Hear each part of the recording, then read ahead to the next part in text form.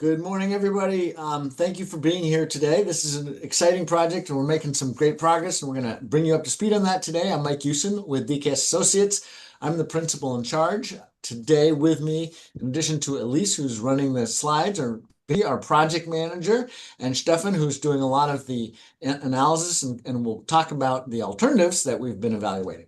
Let's go to the next slide. So this is what we're going to cover today. Basically, the purpose of today is just to kind of bring you up to speed on where things are at. Binti, shall we do a quick round of introductions? Yeah, for sure. Okay. Hi, my name is Binti Koshi, Transportation Planner at DKS Associates, and I am the project manager for this project. I'll pass it over to Stefan. Yeah, good morning, everybody. Stefan Köhnen, also with DKS, electromobility engineer / planner. So I'm doing a lot of the technical evaluation of the bus routes and charging needs. And then, Elise, you want to do a quick intro? Yeah, hi everyone. My name is Elise Brockett, and I am supporting the DKS team as well as RABA on the public and stakeholder outreach for this project. Okay, I think we can move on to the next slide. Okay, so before we do, just quickly, well, yeah, let's go to the next slide and we'll go through that. All right. And so in any case, in terms of, we've presented us, we're in the green box. The RABA itself is represented here. I think everybody is here from RABA today. Is John here? Hopefully. He's still getting on, but we have Brody and Eugen on the call, and then myself from RABA. Excellent. All right. Well, thank you for being here. And for those of you who are from the stakeholder cities and counties, regional agencies, other entities, and especially REU, who will be necessarily to provide the power, thank you for joining us today. Let's go to the next slide. All right. So what we're going to do is, the purpose of this project is basically, well, I'll let Binti cover it in detail, but this is a Caltrans funded project, and the goal is to help implement the plan, basically determine the how part of in reducing the emissions from transit operations by transitioning from the current diesel fleet, primarily diesel fleet, to other fuels. And what we're looking at in the alternatives is different fuel mixes, and you'll get into that in greater detail. Yeah, thanks, Mike, for covering that. I just also want to reiterate that this is definitely a team effort, a collaborative effort. So, which is why we're doing these meetings with the stakeholders, this being the second stakeholder meeting with with Caltrans, RU, ASERTA, MTM, and a lot of other several local public agencies to make sure that we're well coordinated across the region so we can make this project a success. So yeah, thanks for joining this meeting. So I'm gonna just talk briefly on why we're doing this plan. So the state of California requires this. It is California's innovative clean transit regulation adopted in 2018 that says that all transit agencies have to transition to 100% zero emission fleet by 2040. That's a big shift for agencies like RABA. So it's more than just meeting a mandate. It is really about preparing RABA for the future, looking at how battery electric and hydrogen buses could work in this region, and understanding the costs and making sure that we have the right infrastructure in place.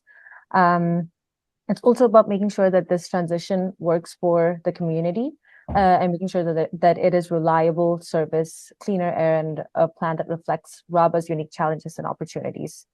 Next slide, please. So moving on to the purpose of this meeting. So we're here today to walk you through the work that we've been doing in the past couple of months in coordination with RABA. In the next few slides, we'll introduce the zero emission technology alternatives for RABA's fleet. We'll highlight the pros and cons of each option, along with some different scenarios we've been evaluating under each alternative, so you can get a clear picture of what each alternative means in practice. And yeah, we also are here to get your feedback. It's really important. So we want to make sure that the alternatives reflect the region's needs and priorities. So we'd love to hear your thoughts as we go. So introducing the zero emissions implementation alternatives, I'll go over a couple items before we jump into that. First, we'll go over some key assumptions that apply across the board for all the 4 alternatives. I had attached a screenshot of the 4 alternatives that a very high level screenshot of the agenda. So we'll go over key assumptions that apply to all alternatives. Then we'll move into the overview of the alternatives themselves. And for each option, we'll talk about the requirements to make it feasible, the pros and cons, and the infrastructure needs, whether that's charging for battery electric or fueling for hydrogen. We'll also highlight one really important piece, which is what we do not and honestly cannot know right now. That's mostly around hydrogen, since it's still evolving very quickly. And there's a lot of unknowns and uncertainty with hydrogen. And just to note, all of the alternatives we are presenting today are still subject to review, so your feedback will be important to refining them. Next slide, please. So moving on to the assumptions. So before we dive into the alternatives, I wanted to first walk through the key assumptions we used in our analysis. These assumptions kind of set the foundation for how we're looking at different zero emission bus technologies for RABA. We base our analysis on RABA's most recent fleet management plan that was finalized in February of 2025. Under this plan, there will be minimal zero-emission buses purchases before 2029. The ICT regulation requires that 25% of new bus purchases between 2026 and 2028 be zero emissions. And then starting in 2029, 100% of all new purchases must be zero emissions. We also applied standard useful life assumptions for different vehicle types, which is 17 years for transit buses, 11 years for cutaways, which is based on RABA's expected useful life, and then 4 years for vans, which follows federal standards.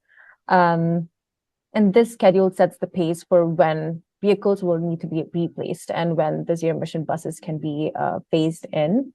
On the charging side, we assumed a mix of downtown and depot charging, specifically battery electric buses will rely on 300 kilowatt layover charging, mostly inductive charging at the downtown transit center. Depot charging will cover both battery electric and cutaway vehicles with overnight charging capability. We also factored in REU's rate schedules. We've had discussions with REU through this process, so including the current demand charge structure of $21.5 per kilowatt, which is a key cost driver in the transition. For hydrogen, we recommend and assume that RABA would not, we recommend RABA would not invest in building its own hydrogen fueling station, given that's a very high capital cost for that infrastructure for a small agency like RABA. Instead, we could explore hydrogen being delivered from outside sources like a third-party vendor with costs ranging from $5 to $20 per kilogram. This uncertainty in fuel pricing makes hydrogen a riskier option, but it's an important factor in our modeling. So in summary, these assumptions kind of set the baseline for how we modeled our costs, infrastructure, and vehicle replacement. And it kind of reflects the regulatory requirements and realities of RABA's context. Next slide, please. And now we'll pass it on to Stefan. Yeah, thanks, Bincy, for that introduction.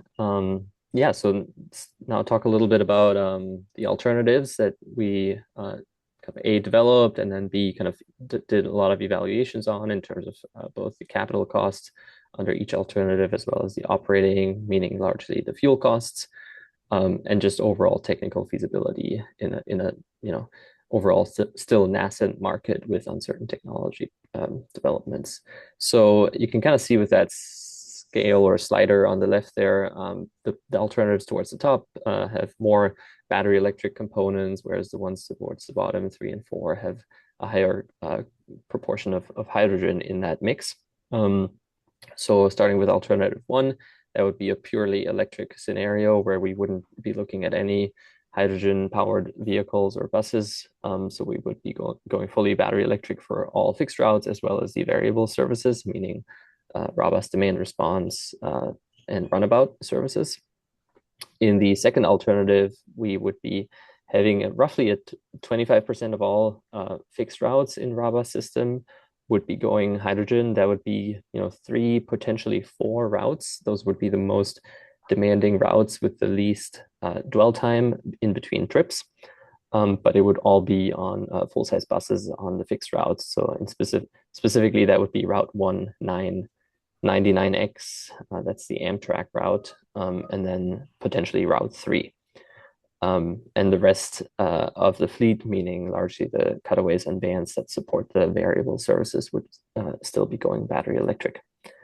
In the third alternative, we would be looking at a higher proportion of hydrogen, meaning roughly half of all fixed routes. So you can see in that list, the list from alternative 2 would be expanded by Route 299X and 44X.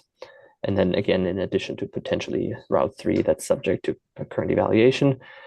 And then lastly, in alternative 4, all of the fixed routes would be transitioning to hydrogen, and the variable services would yet go with battery electric. You can kind of see across all alternatives, the variable services, meaning the cutaways and vans, would be going battery electric just because there simply isn't any offering in that medium duty cutaway bus segment on the market that would provide hydrogen fuel cell options. So with that, let's dive deeper into the specifics of each alternative. So we've got a few slides here for each one. So let's start with alternative 1. In that scenario, everything would be transitioning to battery electric. The transit buses, in this case, would charge at the Downtown Reading Transit Center. That's what DRTC on that slide stands for. During their layovers, meaning between individual bus trips. And they would be using shared high-speed chargers. Those could be either inductive, meaning kind of in-the-ground coils that wirelessly transfer energy to the bus, or through overhead chargers. That would be sort of a gantry that's mounted in each of the bus bays that connects overhead to the bus to charge it at high speeds, to kind of keep these buses going throughout the day, throughout their service time. And then the cutaways and vans would serve on the variable services in RABA's system and charge at a high-speed DC fast charger during the day when needed at either the Downtown Reading Transit Center or the depot, as well as charge overnight, again, for a full charge at the depot.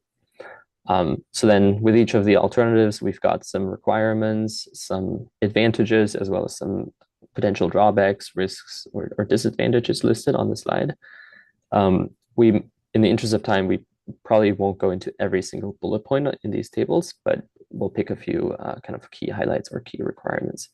So with this alternative, we would be looking at everything battery electric. So we kind of got to make it work, right? Charging all these buses within the service schedule that RABA has for each route.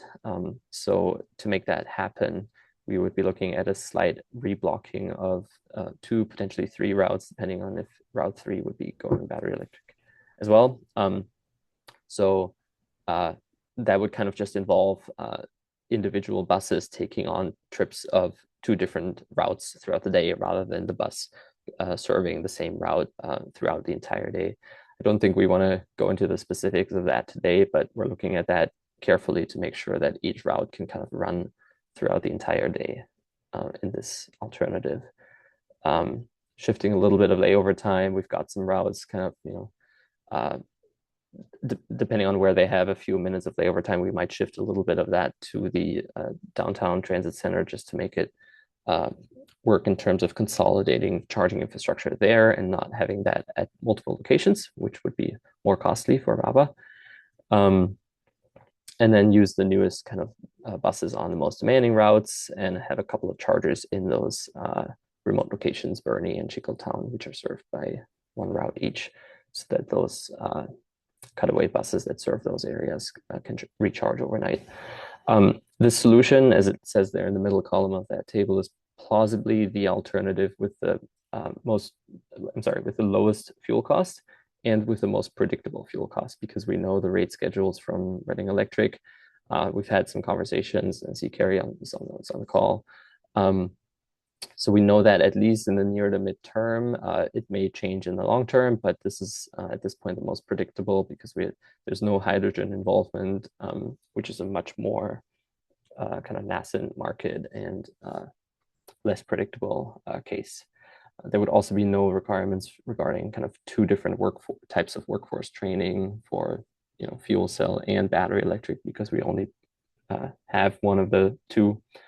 And then there are a few kind of operational implications, which I already talked about regarding the block shifting and so forth. So maybe with that, we'll keep rolling. I think we got that chart that's shown there in the top right on the next slide in a little bigger version.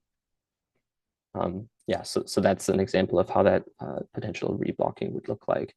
Again, we're not going to go into specifics of that, but it's a pretty limited scope, but it's one that would be necessary to make this alternative work. So then on the next slide, we've got a high-level cost comparison, which we included for each of the alternatives, in addition to a vehicle procurement schedule that's shown in the top. So that's kind of closely following RABA's replacement plan, as Binzi explained in the beginning.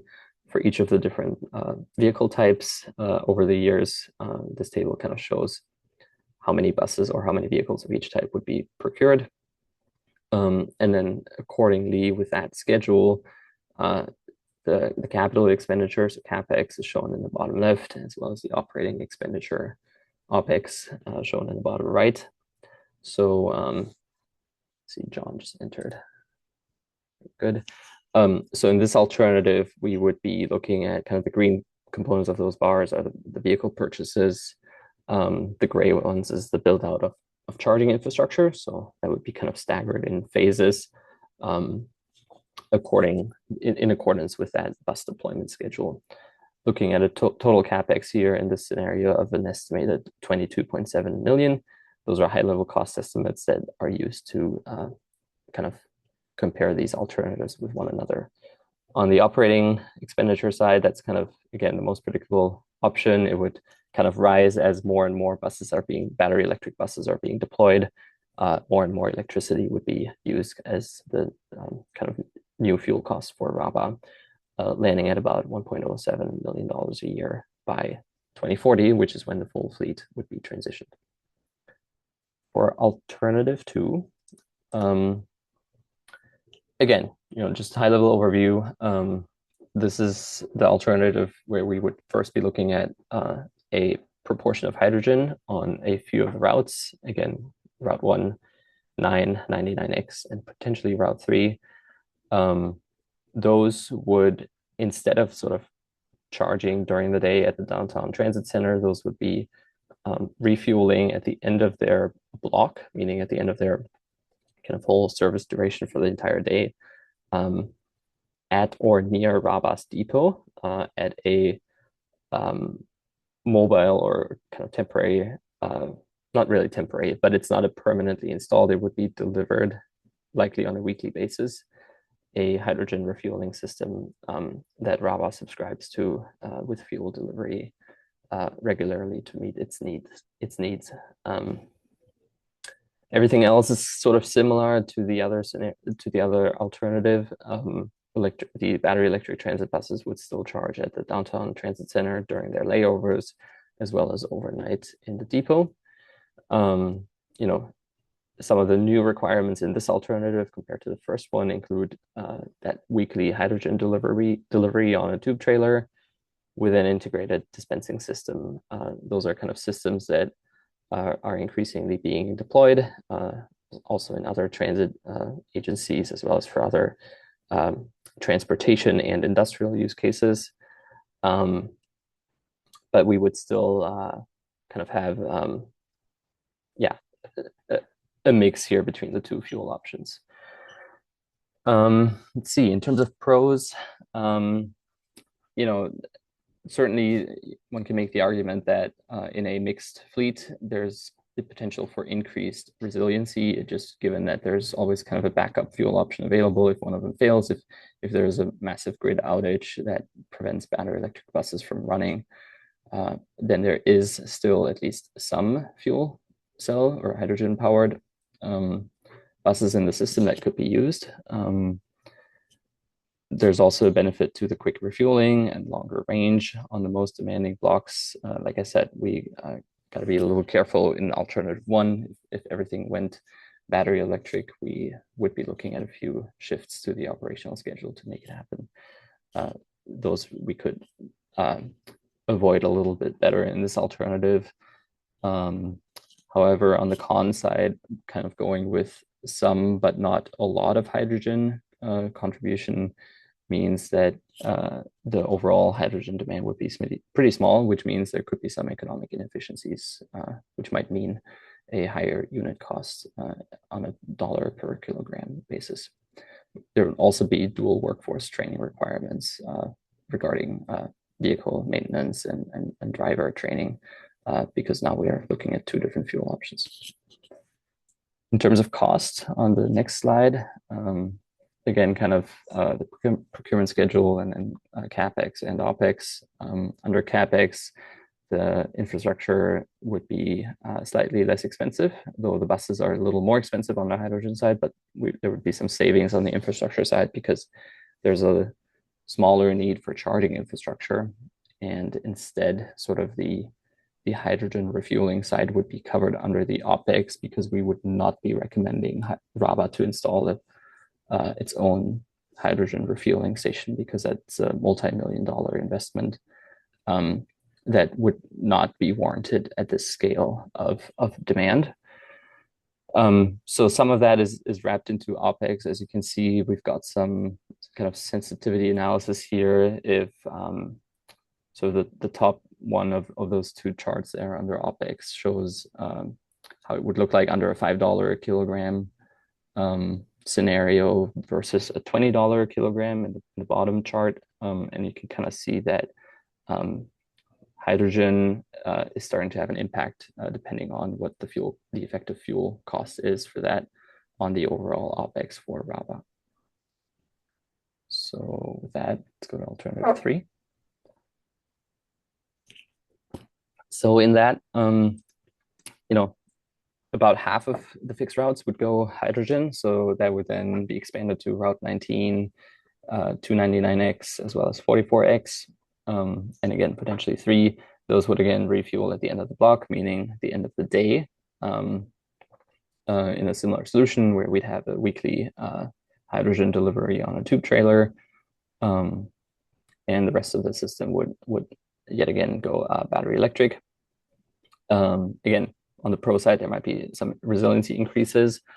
On the con side, now we're starting to kind of look at a less predictable OpEx side of things because we've got more hydrogen demand in that system with low predictability on that unit cost for hydrogen. So that is sort of starting to become a higher risk option for RABA from an operational expense perspective.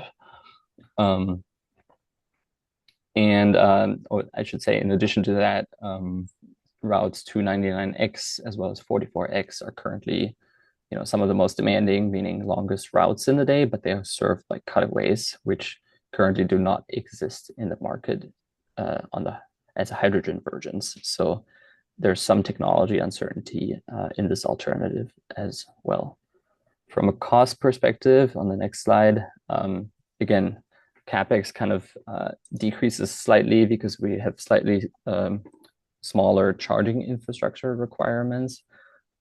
So that kind of decreases that overall picture a little bit. But on the OpEx side, you can kind of see that range starts to expand by quite a bit, ranging from about $1 million to 1.78, depending on where that hydrogen unit cost ends up being. And you can kind of see in that bottom right chart, even though hydrogen would still only make up half of the fixed routes with all of the variable services still going battery electric, now all of a sudden there's a risk that hydrogen makes up the majority of RABA's fuel cost, depending on that unit cost.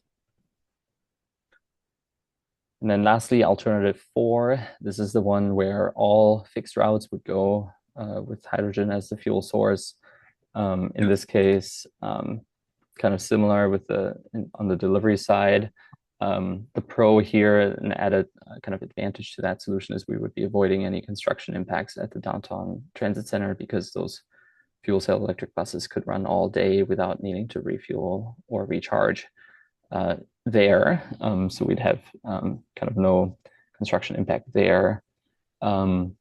Now, though, we're starting to kind of get an impact on the CapEx side as well, again, because the buses are projected to be more expensive on the hydrogen side versus battery electric, which stacks up in that alternative. And with this alternative being the one that has the biggest reliance on hydrogen, this may also increase fuel costs quite dramatically, which we'll see on the next slide. So in that solution, it's the lowest CapEx solution, because we're kind of getting rid of a lot of the charging infrastructure investment or permanent installations. But on the fuel cost side, in the bottom right, you can see that range is quite high. So if we're lucky and in 10 years from today or 15 years from today, we live in a world where hydrogen costs $5 a kilogram or less than that, there might even be some fuel savings. So that's kind of the bottom end of that range. But where projections are at right now, and we'll show some of that in a few slides,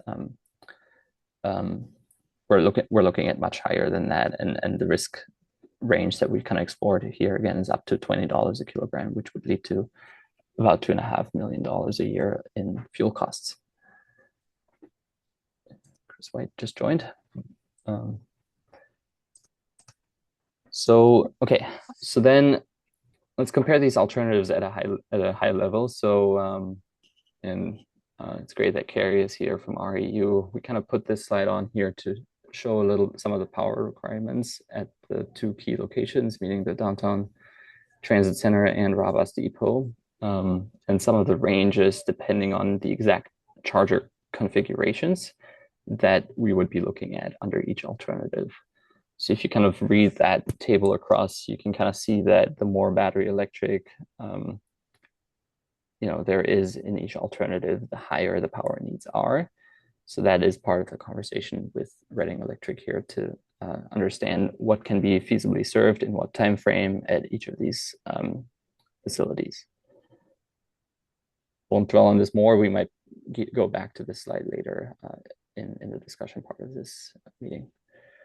Yeah, and then lastly, there's a lot on this slide, but this is sort of a very high level summary of this alternatives evaluation with comparison of cost and infrastructure requirements under each, and broken down by site as well as by fuel type.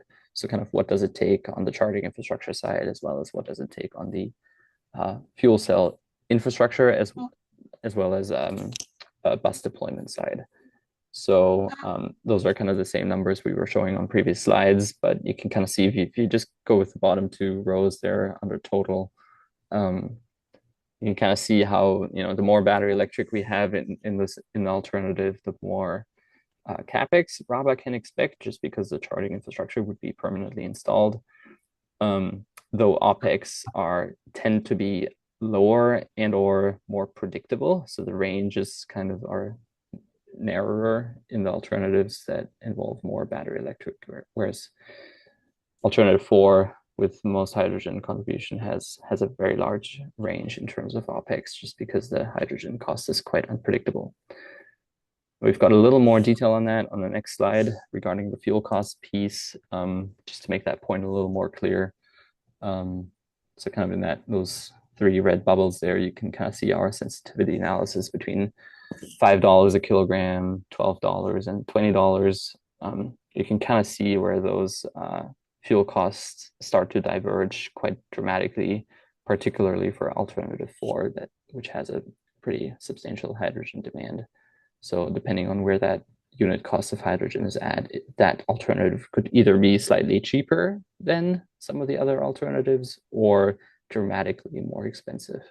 So that is part of sort of the risk evaluation that we're undergoing right now with RABA.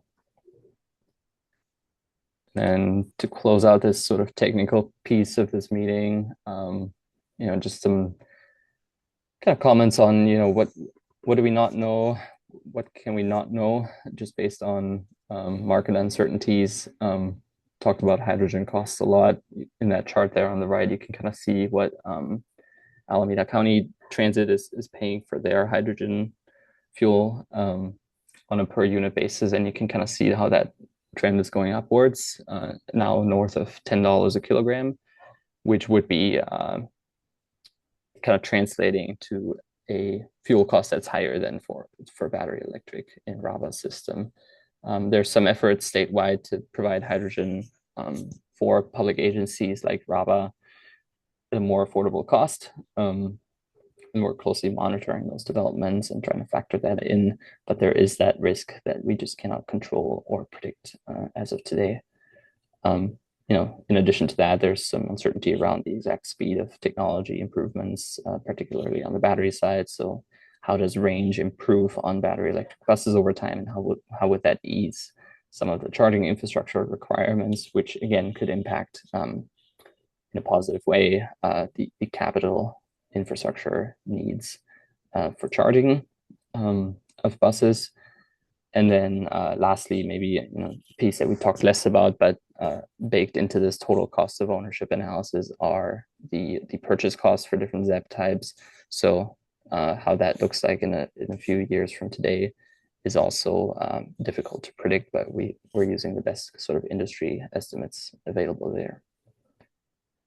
So I think that brings us to the end of our presentation. I want to ask at a high level if there are any questions. We've also got a few kind of prompts that we may want to talk about, at least if you want to go to the next slide.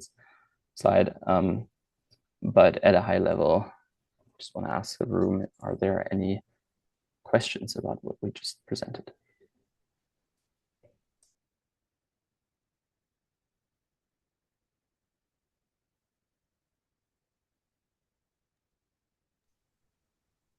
I have one question. And my question is, all of your charging facilities, would they be in the city of Reading? Because you've got things going on outside of the city of Reading. Would this all be contained in the city of Reading? Yeah, thanks for the question. Almost everything would be consolidated in the city of Reading. So the two key facilities are the Transit Center and RABA's Depot, both of which are in the city.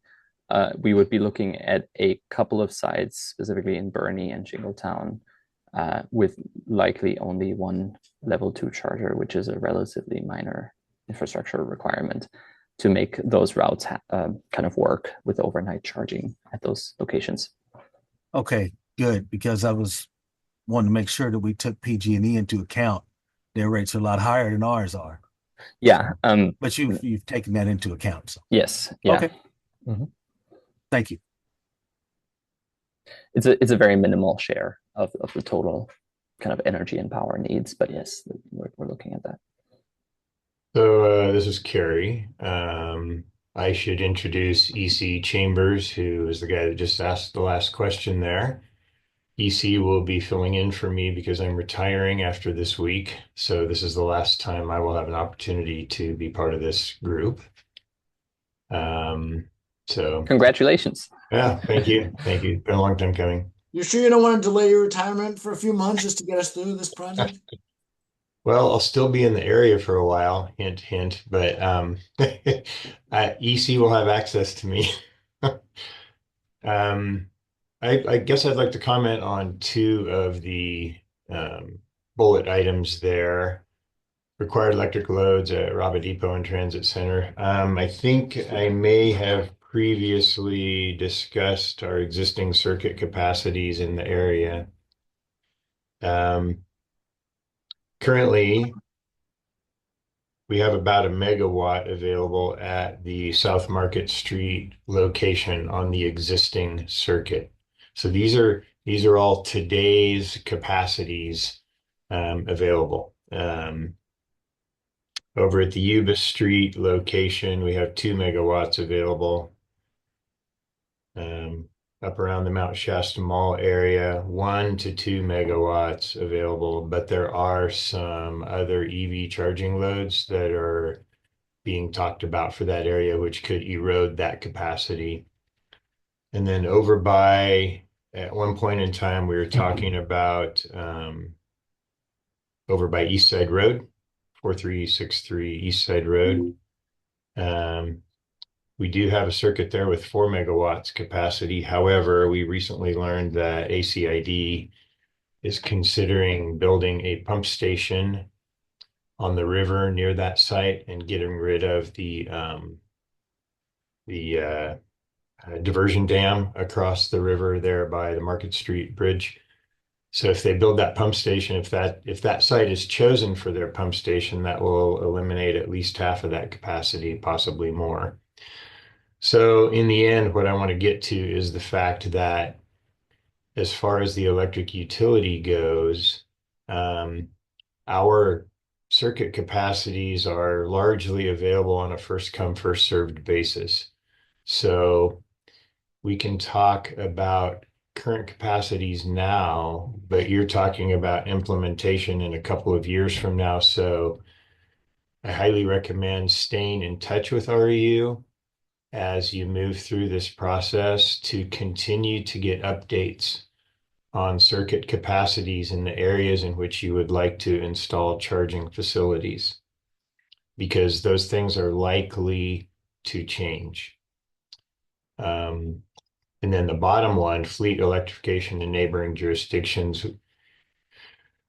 Again, there's a lot of discussion so far, but no one actually moving forward with any large fleet electrification projects, at least in the city of Reading area. So if those, when and if those do happen, it will once again erode the capacities on our existing circuits that we have throughout town. So working with you and other people that are contemplating fleet electrification, the more notification we get upstream, the earlier we're notified of these potential loads, the better we can position ourselves, hopefully, to create additional capacity. And when you're talking about additional capacity in an existing electrical distribution system, that requires a fairly significant time frame for us to be able to do that. So the earlier we can start, the better. And that's why these kinds of conversations are very, very important. So just a quick question, given the alternatives approach that we're looking at, obviously, we're in the planning stages, but we have a time frame. Is there anything that we presented today that would impact the decision in terms of which alternative RABA should select? Well, as far as today goes, I think you're in relatively good shape. I did notice that the proposed load at the South Market facility, I think, was approaching 2 megawatts. And our current capacity on that particular circuit is 1 megawatt. So we may want to have a little bit more detailed discussion on that particular one. Other than that, I didn't see anything that jumped out at me. Yeah, I currently kind of have a similar impression. Actually, Elise, if you wouldn't mind going back to slide 23. That lists those power requirements. And apologies for not knowing the locations. Is the South Market facility the transit center, or is that the maintenance facility? That's the maintenance, the depot. Oh, okay. So is depot the maintenance facility and DRTC the transit facility? That's the one over on Yuba Street? Correct. Okay. All right, well, I got them backwards, so it looks like we're in the ballpark. Yeah, we're in the ballpark. Got to be a Okay. little careful though, I think, with that depot or maintenance facility, because I noted that from our earlier conversation with about a megawatt. Okay. Okay. Good. Yeah. Let's see. Yeah. So, yeah, Yuba Street, we currently have approximately 2 megawatts, which is 2,000 kW. So we're at this point, we look like we're in decent shape. Yeah. So, are there plans for power upgrades to any of these sites that are in the planning phases that we should be aware of? You mean in terms of from RU's point? Yeah. No, there are currently no plans for upgrades on those circuits.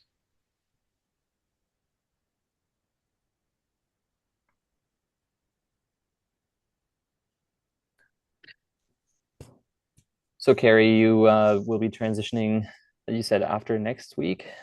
Yeah, this is my last week actually. This is your last week. Okay. Yep.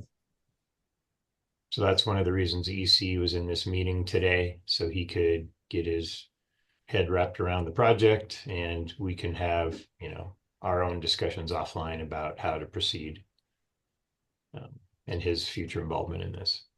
Great. Yeah, let's do that. And yeah, again, congratulations. Thank you. And congratulations, EC, for joining the project. Glad to have you. So let's see. Thank you very much, Mike. Thank you very much.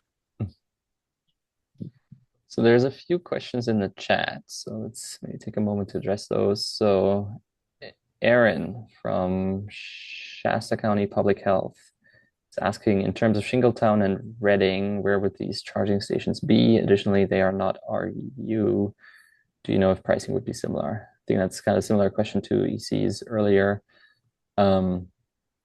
Yeah, we're looking at that. There is, I believe, and Eugene or Brody, help me out. I think it's a middle school or a high school in Bernie, at which the cutaway bus that serves that route that goes out of Bernie is parked overnight. So we'd be potentially looking at a level 2 charging station at that location. And then for Shingletown, we haven't quite had that discussion yet. Is there anything you want to add, Eugene or Brody or John? I think we had the school and then we had some additional infrastructure opportunity up there, right? Just based off some of the call discussion that we've had. So there could be the school, there could be a business. Yeah. Currently they collaborate with a medical facility. Like there's options up in the Bernie area. Shingletown, on the other hand, that one I don't know as much about, so I would have to defer to John or Eugene.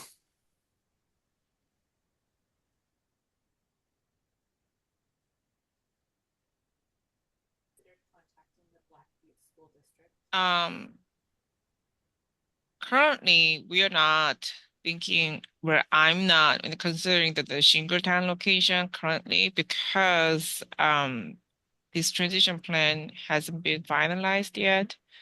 And we are thinking because of our board of directors are leaning towards to comply as necessary as possible.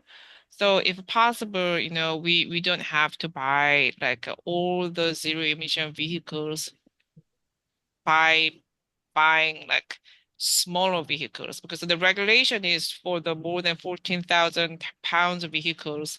And then as long as the vehicles are less than 14,000 pounds, then it doesn't have to comply. So we are trying to go with that direction as well. So if that's the case, the Shingletown doesn't have to have the charging infrastructure. That's my current thought. But again, this is all getting reviewed. Thanks, Eugene. And again, I just want to stress that the infrastructure needs at those two remote locations would be very very small compared to at the two key facilities in Reading. So feasibility and cost wouldn't be that drastically impacted either way. But there's still DC fast chargers. No, at those remote locations, it would be overnight charging. Oh, okay. So then Sherry has a question from Shasta County. How will each of these options affect the cost to the consumer riding the buses? And I guess I'd like to relay that to RABA staff, if possible.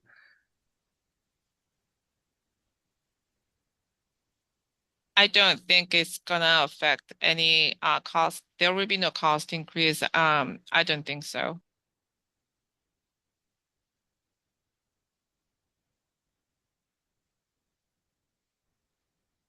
Okay. We are pursuing all the capital grant. It's available out there. So and also from financial point, RABA is gearing to RABA is more like a social service. So we are not really trying to get the revenues out of passengers to compensate entire operation. That's not the approach. Now I'll add just one bit, which is Elise, if you could go to the next slide. In that bottom line there, you can under OpEx.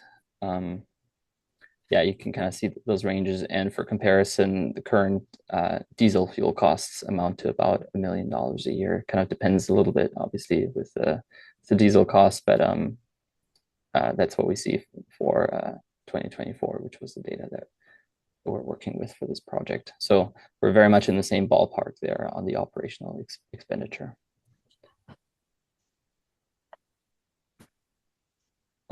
Next question, will the electric buses be affected by the cold weather like an electric vehicle? Yeah, I mean, the answer is yes, certainly. And that's being part of our modeling. And that's also part of, we had that on some of the slides where we noted that we would be needing to deploy the newest battery electric buses on the most demanding routes and kind of rotate that through the different route assignments as the battery degrades over time. And this the same argument or same principle applies to that cold weather degradation of the battery or the energy available from the battery. So that's part of the modeling. Hope that answers the question. And then there's one more. Is there a backup plan if the electricity is out due to a disaster? I believe RABA is a source of transportation in the event of large-scale evacuations in Shasta County. So, and Mike, Chris, Vinci, or RABA, please chime in if you want to add anything. But part of that is the healthy fuel mix that we're striving for in this project, to have some backup options available if one of the fuel sources, for whatever reasons, isn't available, such as like you described, a large-scale electricity outage. We are also looking potentially, and that's potentially also for down the road. There's a bunch of kind of neat new technologies out there. First of all, there's a lot of solar already at RABA's facilities generally in the area. So you could couple that with battery storage to get a little bit of a buffer that would likely not address a multi-day power outage. But it's a way of sort of buffering that and taking some strain off the grid. And then, Chris, is there anything you would like to add in terms of hydrogen supply and resiliency?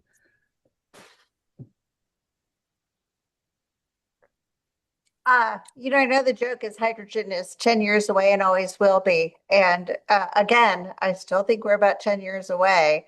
What is kind of interesting right now is within all of the changes that have happened at the federal government, those changes did not include anything having to do with hydrogen production. So I actually think that we are going to see an increase in hydrogen production, particularly from landfill gas and biofuels and other waste. So we may see some changes in how that's going to impact and affect. We're also seeing a number of temporary or mobile hydrogen stations that are coming, or battery stations that are being powered by a hydrogen fuel cell. So as a person who likes all alternative fuels, I kind of hate to say we're still in a holding pattern with this, but we are right now in a holding pattern with this. And my advice would be to really think about electric first and keep your eye on hydrogen and make sure that you're leaving room for that as that continues to evolve. And on the topic of change, and I think that ties in with the resiliency question that we're responding to, it's not an overnight, it's not like we Yeah. flip a switch and go from a diesel fleet to a battery fleet or battery hydrogen fleet. It's going to take time as buses age out of service. So you're going to have a mixed fleet for a long time. The diesels can serve as auxiliaries for the battery buses and vice versa as you diversify the fuel mix, and that buys time. That time will address what Chris was talking about in terms of knowing for the future of alternative fuels, as well as improvements in the storage capacity of electricity. So battery technology is improving dramatically, both in terms of the cost, but also in terms of the range, as well as safety issues. So it seems like, yeah, we've been having electrified transportation now for about a decade, but we're still at the beginning. And so things are changing a lot more going forward. We don't know when and how fast or where it will go, but we do know that change is increasing in its speed, and that offers opportunities that we can't see yet. I just want to add on top of that, RABA's minimum useful life is 17 years for the large buses. So we're talking about 17 years of a bus's life that this is a long-term plan. For sure. And I know the question was about resiliency, and I'm not sure I said that really clearly. Resiliency with hydrogen is something different than with electricity. So if you think about that, electricity is the fuel, and what could go down is the delivery mechanism of the fuel, as well as the dispenser that's dispensing it. Hydrogen has a different delivery mechanism. And so certainly if the delivery truck breaks down on the side of the road, you're without fuel, just like you are without diesel. So you do want, for resiliency, to make sure your operations continue when something has gone wrong. The best idea is to have multiple forms of delivery. So that could be a truck comes up, that could be we're piping hydrogen over from the landfill that I know you don't have. There's some other things that could be there, but it's a longer term thought. It's a longer term plan. It's just not the same problem as electricity. Thank you, Chris. I think Brody has Brody, you have his hand raised. This was just to close on Sherry's question too, as it relates to the evacuations for Shasta County. The Sheriff's Department and I believe the city here both have signature obligation lists for transport companies and also the municipalities locally that are all in agreement for coverage of evacuation efforts. And we get called on in order as a group as it relates to resources that are utilized. So no one particular carrier is ever completely stretched out of all of their resources. And I know we can cite events where we've had that still be the case. However, in response to those types of events, the county and the city have made efforts to include all available resources from agencies that are willing to sign and commit to evacuation efforts. So RABA's not the only one. And I know that oftentimes will answer that question for a lot of folks, is even though they see us as one of the bigger ones, there are several other agencies that I'm aware of that have signed to evacuation efforts with the county and the city, so that we always have more depth than just us for resource to clear out for a particular type of large scale event should one come around. So Brody, as you say that, I am reminded of the fact that when I read Shasta County's emergency operations plan, that the main bus depot is stated as a critical facility. And it was the first time that I have ever seen the bus terminal listed as a critical facility, just like the hospital is. And that's really notable. So we would have to make sure that we are designing some backup power systems because that is declared a critical system. I would assume that you guys already have a generator there since it's a critical facility. We do. And it's Yeah. two-phased for the site. So we have one specifically dedicated to our maintenance facility, and then we have one specifically dedicated to the office operations. They were actually just fired up this last weekend for a issue and ran quite well for coverage in that. Awesome. Mhm. And they're diesel or natural gas? Currently the two that we have are small enough because of the size of the buildings that we're just running standard fuel.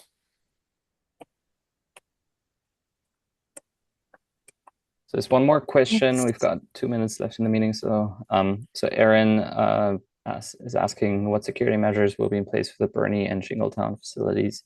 How will weather impact service to these facilities? I guess how do we respond? So, what I would again say, we'd be looking at, by all likelihood, one level 2 charger in each of those locations. That's sort of one of the least impact charging infrastructure installations that one can have. So in terms of service, they don't typically require a whole lot of service. They are all kind of impact rated, weather rated. So we don't see that weather would dramatically impact. But if there's any specific angle to that question, Aaron, that you wanted to convey, we'd be happy to address either now or offline as well. Like, are you worried about vandalism or the cords getting cut, cord theft, or more other people using the chargers?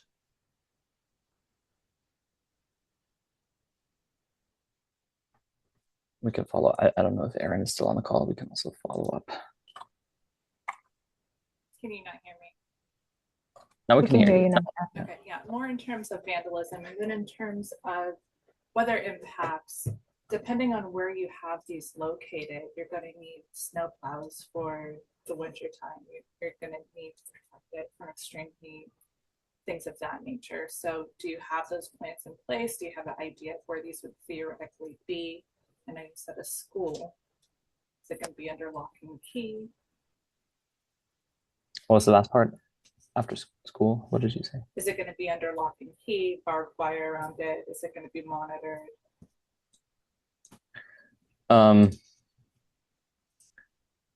Yeah, I mean, those are good questions. Generally, it's ideal if a fleet has a fleet operated, fleet owned facility. In this case, RABA doesn't have any facilities that are owned out there, so we would be looking at tagging along on other public facilities, things of that nature. But yeah, certainly we'd have to look at access, security measures. There's a bunch of things that can be done with identification through RFID cards, for example, so that charger access is limited to users that are defined. And it could be limited to, there could be fleet vehicles of that school. There could be other agencies' vehicles. Eugene, is there anything you wanted to add? Yeah, just last part. Yeah, that's something that we could, work with the other agencies because RABA doesn't own any facilities in those locations. So we will have to work with the other agencies who have the property there and then come up with an agreement.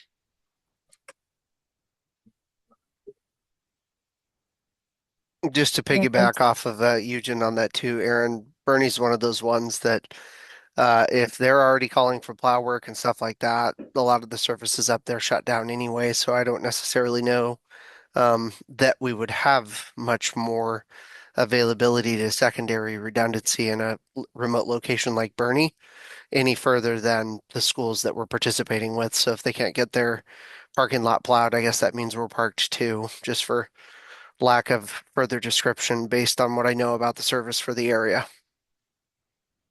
And those two locations are, most likely not gonna be affected by this plan because we will use smaller vans to serve, and then that's not required to be zero emission vehicles.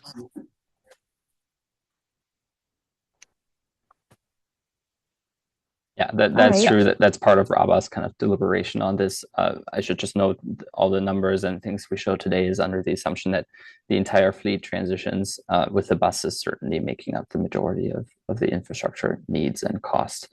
But the cutaways and vans could be downsized, like Eugene says, and then not be required to go zero emission with the associated cost and infrastructure needs. It's just the last note, and then I think we can. Lindsay, do you want to? Yeah, well, that was a good discussion. Thanks, Stefan. Just moving on to the last slide there for next steps. Elise, if you could go to page 30. Yeah, so just talking about where we go from here, our immediate next step would be to just think about a preferred alternative to move forward with, although it wouldn't be like the final alternative as things keep changing and evolving in this space. But this would be critical to set the foundation for the rest of the planning process and for us to draft the implementation plan. In parallel, we are already working on exploring funding sources and workforce training. Funding will determine the pace of implementation, while workforce training would ensure that all staff are prepared for the transition to new technology. Once an alternative is selected, we do plan to develop some cost estimates and preliminary conceptual designs. And we're also planning to have a last and final stakeholder and public meeting, which will be our third meeting in September of 2025, a little over a month from now, which will be a key opportunity to share the alternative that we'll be moving forward with and receive any additional input from you all about that alternative. And yeah, finally, our goal is to prepare the draft zero emission bus implementation plan in October of 2025. So yeah, really the focus over the next few months is to finalize that alternative, confirm costs, funding strategies, and prepare a plan for RABA to move forward with zero emission technology. So yeah. Well, thank you all for joining. I know we're 5 minutes over time, so I'll keep this short. But thank you all for joining, and we'll send an invite for our third stakeholder meeting, like I mentioned, in September of 2025.